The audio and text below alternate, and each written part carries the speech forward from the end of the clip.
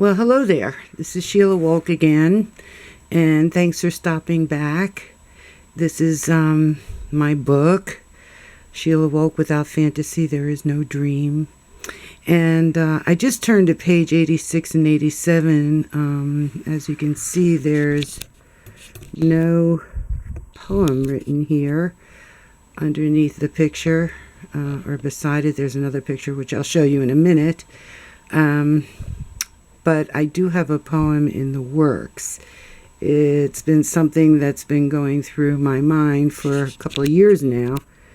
But it was a poem that woke me up in a dream, literally a dream. And I'm going to read that to you so I can show you a few other things while we're on these two pages. So these are, by the way, I'm a full fantasy artist, so I'm not known as an angel artist or fairy artist. I'm fantasy. I like to try and keep all the realms of fantasy in that I pick, but a multitude of different things.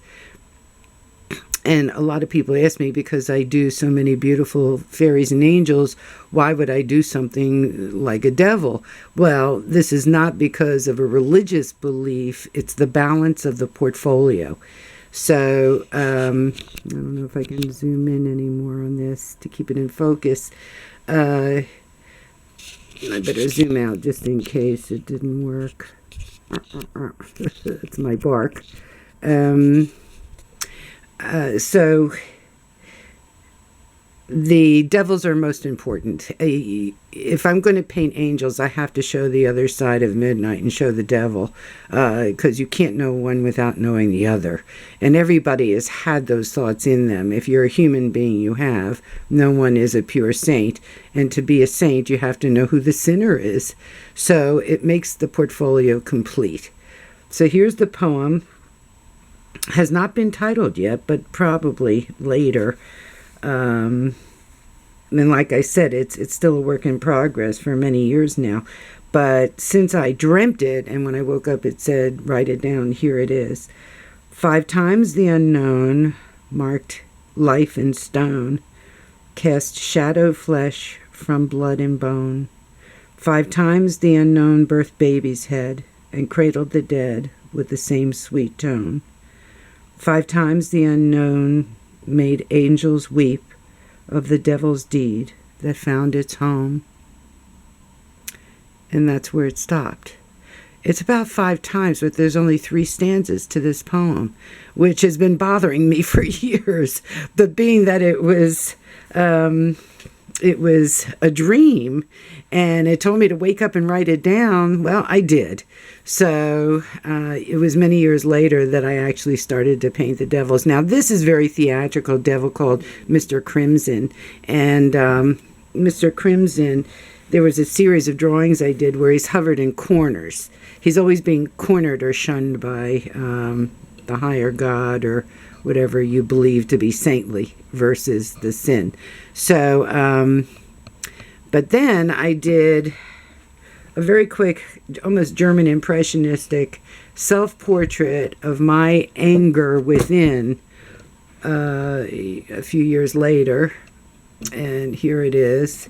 And people just like refuse to believe it's a self-portrait, but it's a self-portrait of anger. Let me do this right. Just, I don't want to move it around too much for you, but I want you to be able to see it. And this was me looking in the mirror with my pastels and my paper. One of the smaller pieces I've done, 26 by 33, again with pastels. But I was looking in the mirror, and I just wanted to capture that animal inside of me. And when I finished with this, all my anger got out, and I was very pleased when I looked at it the next day. I was a little bit scared, but I was very pleased how it turned out. So I just dropped my little poetry book. This, let me see if I can put this up. This is my real poetry book that I write in. And I do it religiously. A lot of it's pretty filled. And I bought that years ago, but I scribble a lot on paper, and then I'll rewrite it in my little book.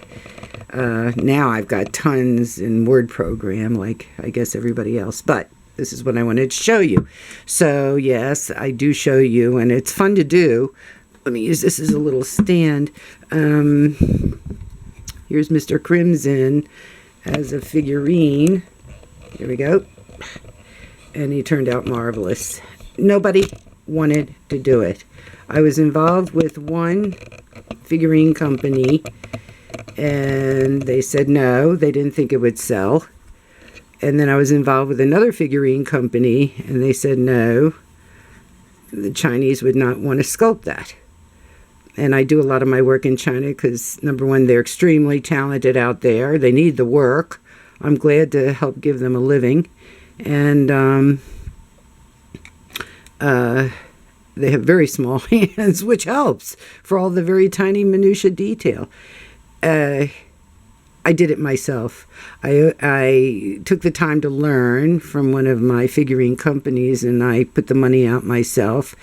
And then I figured, with a lot of luck, maybe another company would buy me out in time. And that's exactly what happened. On the condition that if they bought my Mr. Crimson's out, and it ends up it was Pacific, that we do a line of devils to go with my angels. And they agreed. They just loved what they saw. They had faith in me. For the work I'd already produced, with the angels and the fairies and the mermaids. So this was a total success. And I want to remind people that there's a dance in the Orient called the Buto.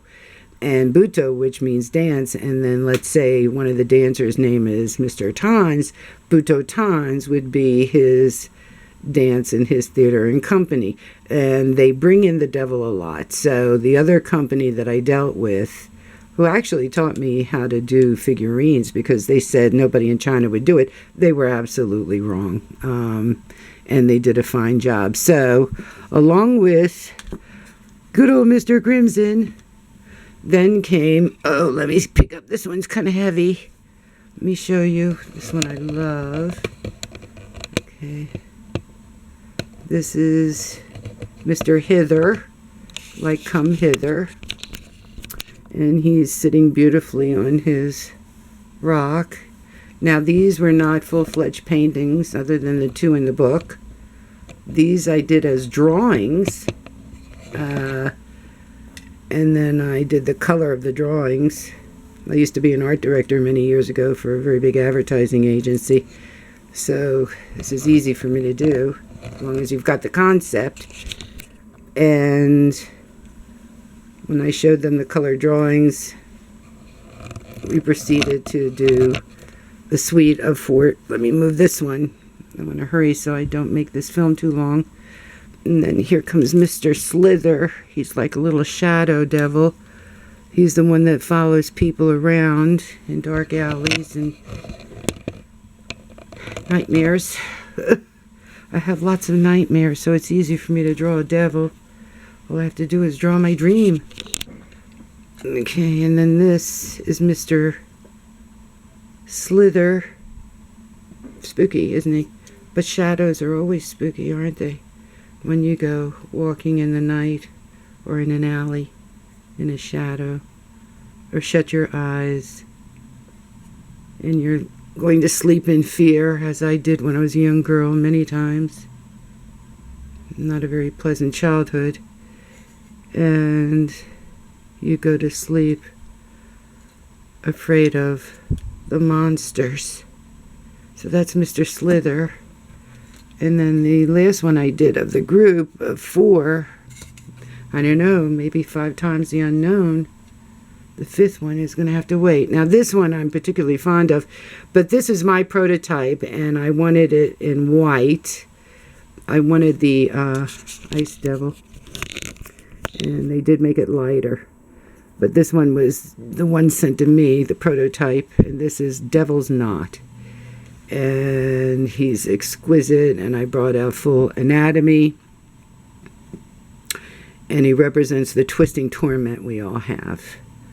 once again, I do use a lot of theater when I dancers and everything. I used to paint the ABT also. I did Baryshnikov and Nuryev's portraits many, many times. And in fact, I was so pleased once when the ABT presented me with used ballet slippers. I did a painting of the devil's shoes were new slippers, and old friends were the slippers that were broken in for ballet dancers, because the older ones would not make the dancer's feet bleed. I don't know how close I can get to show you, but his mouth is open and all his teeth and his tongue are in there too. Quite frightening, but isn't sin frightening anyway? All right, so thank you for coming back. Thank you for listening to my little poem. And hopefully when I revisit my little devil someday, the poem might be done, or maybe it's done already.